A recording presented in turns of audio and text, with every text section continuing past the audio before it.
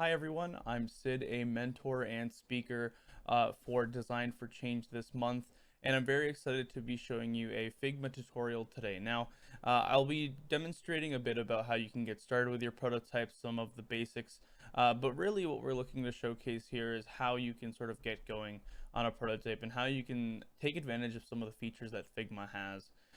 Now, what's important to note here is that I won't be diving too deep into some of the niche features. I actually have a list of resources that I'll be showing you at the end that can sort of take you along that journey. But what I've done here is giving you enough information to then come to our mentor hours and sort of talk to us a bit about what you're struggling with, or if there's anything that you don't understand about Figma or prototyping or design thinking altogether. So, without waiting any longer, I'll jump right in. So now we can sort of dive into sort of using shapes and different elements of Figma. So what I'm going to do first is I'm going to add some shapes, and these I've used rectangles because it is a wireframe. It's very low fidelity. So I'm going to throw in a rectangle really quick. What you could do is actually hold shift to make sure that when you're resizing, it stays the same. So for if I hold shift, it'll just stay a box because it's a square tool. And what I'm going to do is line it up with the edge of that column there. I am going to zoom in, and I'm on PC, so I'm using control and then my scroll wheel to zoom in, but the same thing goes for Mac. It's just command. So I'm going to scroll in here, and with Mac, you can actually scroll in on the trackpad just by zooming in and out and pinching. So just to let you know there. All right. So what we're going to do next is we're going to add this toolbar here, and this is all the sort of navigation items across your website. And to do that, we're going to go to the text tool. Now, there's nothing too special about this text tool, but one thing I will show you, and I'll just type in home for one of the examples, is that you can have different elements and different aspects to this text box. What that means is when you're resizing it and when you're dragging your artboard or when you're moving items left to right, essentially what this means is it's going to line up to the text box in a specific way. So I'll talk less and I'll show you here. Essentially you can align it to center, so the box that you create within your column, and what I've done here is I've created it inside the column just so it's lined up with the website grid again. I have it lined up to the center, which means that it won't go offside. But I also have this lined up to the center of the text box, so it's aligned middle. And what this does is if I clicked align top or align bottom, you'll see that it'll go to the bottom of the box. And since I want to keep everything centered, just in case I want to have a second line or anything like that, I will hit align center. This also makes it a little easier when you're lining it up with other items within your artboard. So we'll keep that there. Now let's look at the other items here. We have services, about, and contact us. So what I'm going to do simply is just Control C, Control V, or Command and C and V, and I'm going to type in services. I'll make another one. We'll call that about. Do that again, and contact us. Now, whatever way you decide to lay this out for your website is completely up to you. You can go with putting them in the middle. You can go put them along with the logo right here or here. I like to keep it all the way to the left. This again is a wireframe, so the design is completely subjective, purposely so, just because, whatever your idea is, maybe it might not fit this format, but this is really about Figma itself. So we've done that. We've created a navigation bar. Now, one thing I'll show you is that if you want, and if you're creating multiple artboards, right, and you want to keep the design consistent, one thing you can do is actually create a component. So I'm going to drag over these items, and you'll see they'll highlight here on the left. What I'll do is I'll hit Control G, or you can also right click and make them a group. And I'm just going to hit Control G, and now it's a group of items, so they'll all move together. If I right click again, I can actually click create component. So what this will do is if I copy and paste this on other pages, so I'll do this here, they will all stay the same.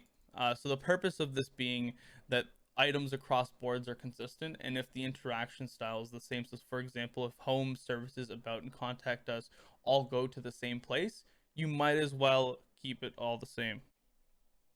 All right, so now that we've done these components, I'm just going to go ahead and fill in the rest of the page with the same tools, and then I'll jump into how you can make it a little more interactive.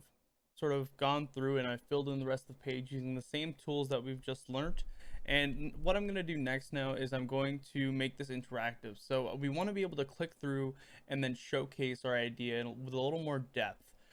So one thing I'm going to do actually that I realized was you won't see the difference if I click through the pages. So I'm just going to get rid of a couple items.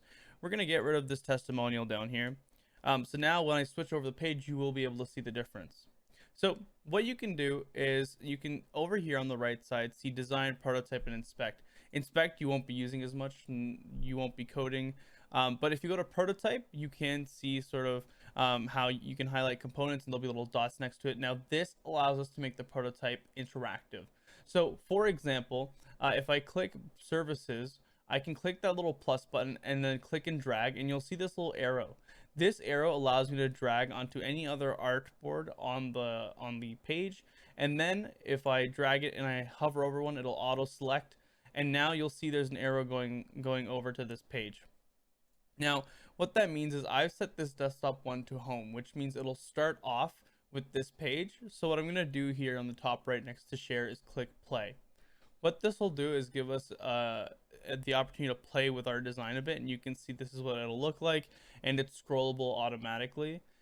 So what I'm going to do is I'm going to click services, and you can see it's hovered over. There's an option to click. I will click that, and now we've actually gone over to the page without the testimonial. You'll see it's the second page that we made. And so that's actually the quickest way to make your prototype more interactive.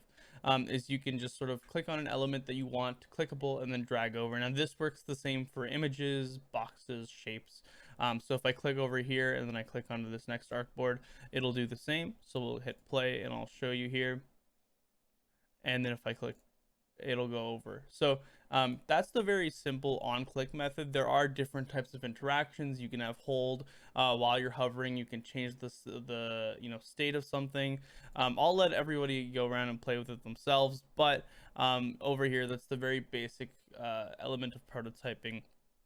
And what's cool is you can also have animations. So my favorite one is Smart Animate. They sort of take care of everything for you. They'll show a little sample right here. And so I'll click play and I'll show you what that did. It won't do much just because there's not much that's different.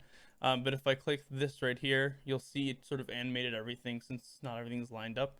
And it got rid of that. So that's how you do prototyping in Figma. We've made a website and now we've made it interactive. It's a very simple example, but these are sort of the fundamentals that you'll need to carry. All right, so that was the Figma tutorial. Now I'll quickly touch on some of the resources that I've linked. This first category is Figma in depth. So not only does Figma upload tutorials and things like that on their own YouTube about how you can use Figma itself, but also they have this auto layout one that sort of shows you how you can make your design a little more responsive. Next category is colors.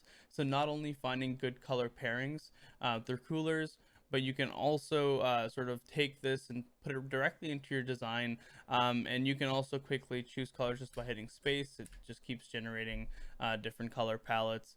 And you can also use WebAIM to sort of check if your design is colorblind friendly. So if you have a good amount of contrast between text or not, things like that. This next category is typography. So not only finding fonts that pair well together, but you can also on the second one use Typescale to sort of have a visual hierarchy for how your font should be laid out, or how different text sizes sort of emphasize different things in your design. So that's very useful. And then you have icons. So these are different websites that sort of give you preset icons that you can use. You don't always want to use text. Sometimes using icons is easier on the eyes and better to convey information. So this is somewhere where you can find more icons. I've linked 3 resources here. And then illustrations. So I have Undraw as an example pulled up, but these places will sort of give you more visuals to sort of work with. It'll be better for designs or websites or apps that are a little more complicated, and so to be a little more friendlier or be friendlier to the eye. Sorry, you can use illustrations to throw in and sort of showcase what the action you want the user to do, as well as just have some nice accents for people to look at. All right, now that's my tutorial on Figma and a little bit more on the design side of things. Thank you all for watching and happy designing.